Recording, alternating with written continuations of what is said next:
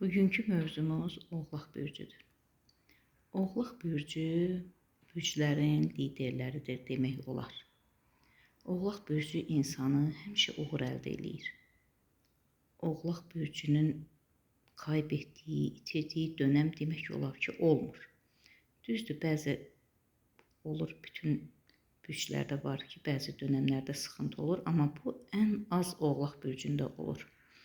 Oğlaq bürcü insanı sözündə, əməlində qətiyyətlidir.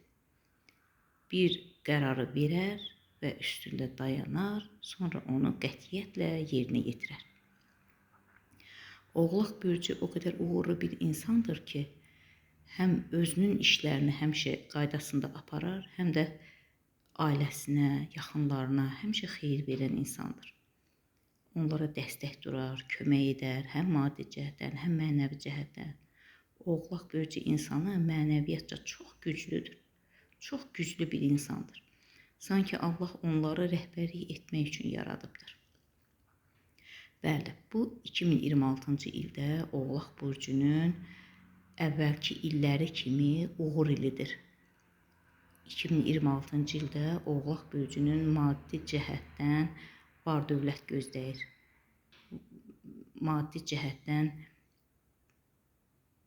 uğur gözləyir.